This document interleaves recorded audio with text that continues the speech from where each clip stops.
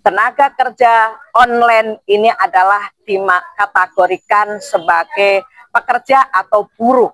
Buruh informal menjadi formal. Ini juga menjadi persoalan pada teman-teman pengusaha, nggak usah takut. Karena ini bukan momok, tapi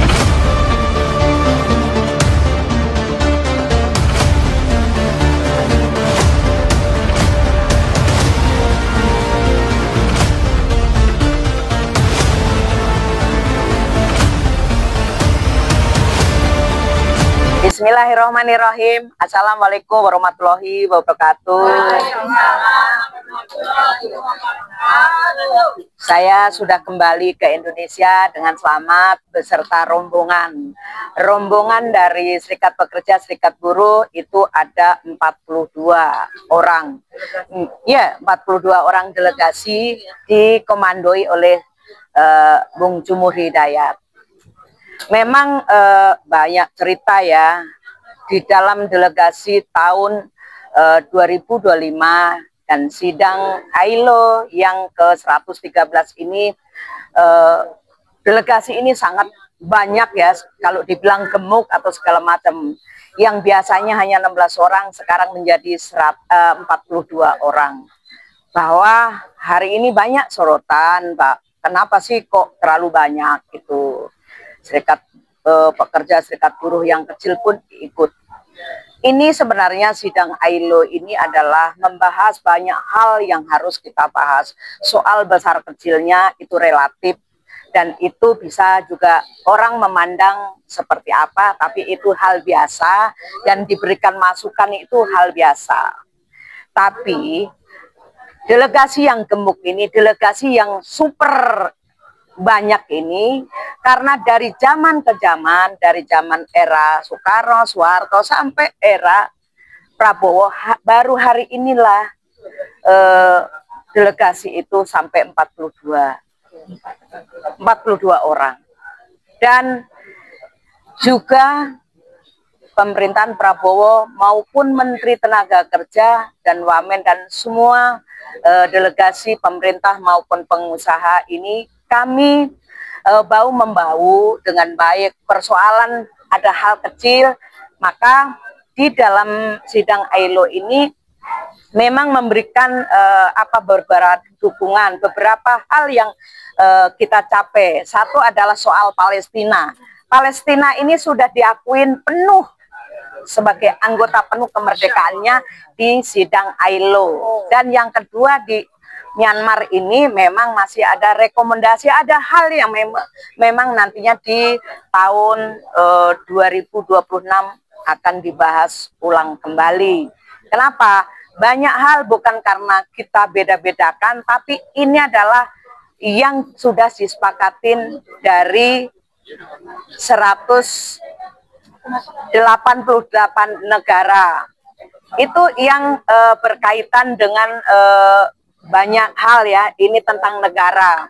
Soal tentang digital platform itu adalah tenaga kerja. Kalau Indonesia ojek online, semua yang online dan yang lain itu sudah dibahas dan itu disepakati dari 188 negara, hanya 27 negara yang tidak sepakat. Selebihnya semua sepakat bahwa tenaga kerja online ini adalah dikategorikan sebagai pekerja atau buruh. Tapi hari ini kita mendapatkan apresiasi dari Kementerian Tenaga Kerja. Hari ini jam 10, teman-teman khususnya ojek online semua dipanggil dan membicarakan hal teknis. Mau kita buat perpu atau permen atau apapun itu nantinya, tapi ini kita bicarakan bukan seolah-olah tenaga kerja online atau ojek online ini sebagai tenaga atau pekerja atau buruh ini menjadi momok. Ini sebenarnya tidak. Kenapa? Ini masih semua kita bicarakan. Pasti ada aturan main tersendiri dibanding buruh yang ada di pabrik. Ini nggak bisa kita batasi dengan waktu 8 jam.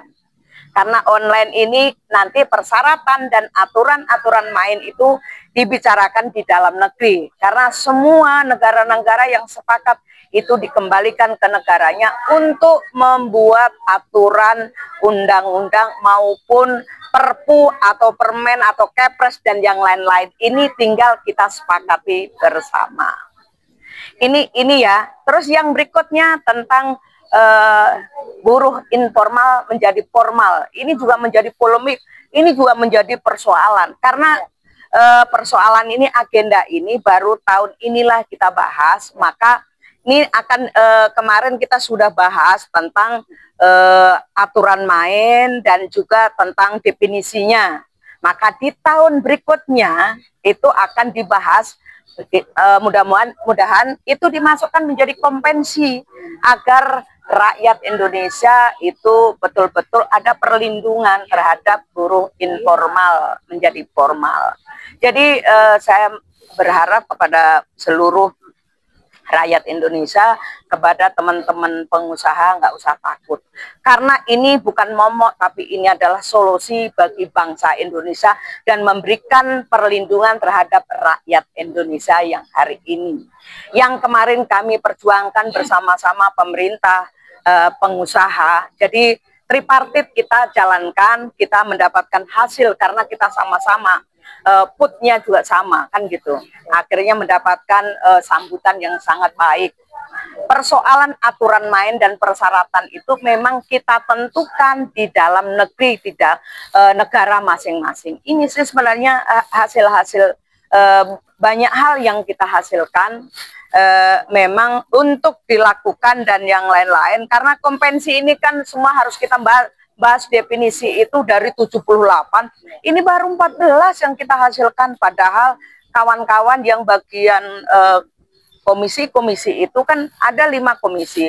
Kalau tentang budget itu udah clear ya, udah clear. Yang menentukan definisi ini adalah digital platform dan informal menjadi formal ini akan ditindaklanjutin di negara kita masing-masing. Maka kita punya kesepakatan dengan pemerintah, dengan pengusaha, ayo kita duduk bareng untuk mencari solusi agar rakyat itu merasa dilindungi. Ini sih sebenarnya, jangan, jadi nggak usah terlalu takut, nggak usah tegang. Ya. Teknisnya nanti gimana? Seperti yang tadi disinggung, kalau yang soal informal maupun yang online itu kan tidak terbatas waktu. Ya. Karena dalam undang-undang itu kan harus memenuhi syarat jam kerja. Ya. Apakah ini akan menjadi agenda? Sudah, ini teman-teman Ojol hari ini sudah diundang sama Menteri Tenaga Kerja tadi jam 10 sampai selesai. Kita akan kerjakan maraton agar segera kita menghasilkan yang terbaik untuk rakyat Indonesia. Ya. Kemarin ada beberapa perwakilan buruh yang, karena tidak semua perwakilan buruh itu dilibatkan ke Jenewa. Ya kan gini, inilah justru karena sebelumnya, Bang, sebelumnya itu yang masuk LKS tripartit itu hanya 16 orang. Dan hari ini sudah melampaui itu. Memang kalau tidak menjadi anggota LKS tripartit itu biaya masing-masing organisasi. Maka ke depan kami berharap meminta kepada Menteri dan ILO atau pemerintah lah ya Indonesia, kita akan mengajukan pemerintah Indonesia. Pemerintah Indonesia itu berikan nama dan diajukan ke ILO. ILO lah yang merekomendasi bisa atau tidaknya. Tapi kemarin 42 semua direkomendasi kan itu. Ini alhamdulillah yang tadinya hanya 16 hari ini menjadi 42, hampir 2 kali lipat kita berangkat. Maka ke depan itu kita mempunyai angan-angan atau cita-cita semua serikat buruh, serikat pekerja besar maupun kecil bisa terwakili dan mereka akan hadir di sidang ILO yang ke 114. Mudah-mudahan ini diijabah dan ini juga direstui oleh semua pihak. Karena apa? Jangan dipandang bahwa perwakilan kemarin itu banyak gemuk, tapi kita juga menghasilkan yang sangat maksimal. Karena apa? Kita ini adalah komite-komite itu ada banyak dan tidak bisa kita jangkau sendiri. Kan gitu. Kita butuh pikiran, pemikiran semua. dari pemerintah, dari pengusaha maupun dari serikat pekerja, serikat buruh. Kalau hanya 16 ini kan dibagi 5, hanya berapa? Kadang kalau ada yang sakit, ada yang ini, maka sebenarnya banyak atau sedikitnya itu relatif tinggal tergantung ketua delegasi dan tergantung delegasi itu sendiri mau atau tidak untuk berjuang di negara tercinta. Itu karena 188 bagaimana kita menyatukan suara ini, tapi di situ adalah apa ya, kita menyatukan dan detailnya itu akan kita bahas di negara kita masing-masing. Dan di sana tidak apa ya, tempat sidang PBB itu tempatnya yang menentukan itu ada negara-negara, serikat buruh, serikat pekerja, pengusaha. Jadi jangan salahkan ILO-nya. ILO itu sebuah lembaga. Kitalah yang harusnya tempat yang kita bisa mengumpul dari 188. Ini tidak mudah. Bahwa ILO itu adalah sebuah lembaga yang mampu untuk mengkoordinir semua negara-negara ini. Mudah-mudahan di sidang ILO yang ke-114 itu menambah negara-negara yang lain yang belum masuk. Kan itu. Karena masih banyak. Jadi Bang, memang masih banyak ya secara detail, tapi saya tidak akan membicarakan secara detail. Ini secara umum, dan karena apa? Yang secara detailnya nanti peraturan persyaratan soal jam kerja, soal seperti apa persyaratan digital platform atau tenaga kerja online. Yang tadi saya katakan bahwa itu tidak mutlak dan seperti buruh pabrik. Inilah yang mau dicari solusinya atau definisinya yang pas untuk kedua belah pihak agar tidak ada yang merasa dirugikan. Ini yang sebenarnya. Jadi jangan sampai teman-teman yang lain karena nggak ikut, oh saya nggak sepakat, saya mitra. Itu nanti, ini adalah landasan hukum, ini adalah payung hukum untuk melindungi segenap anak bangsa yang khususnya ojek online atau online lain. Iya, seperti kemarin ya, pilot pramugari, mereka sepakat kok gitu loh. Mereka menjemput kami di bandara dan ada perwakilan, memang mereka nggak bisa banyak gitu. Di dalam kita turun dari bandara itu mereka sudah menjemput juga gitu, dengan memberikan apa kemudahan bagi delegasi kita yang berangkat, tidak ada masalah, dan di jalan juga atau di imigrasi kita lancar gitu. Maka harapan, dan ini adalah berkat doa dari semua anak bangsa Indonesia untuk kami berjuang di sana. Jadi jangan dianggap kami itu berjuang di sana enak-enak, kita tidur hotel, makan enak. Kami ini selalu bawa ompreng, kita masak, ada teri, saya bawa teri, bawa ikan asin, dan ada tempe orek, kan gitu.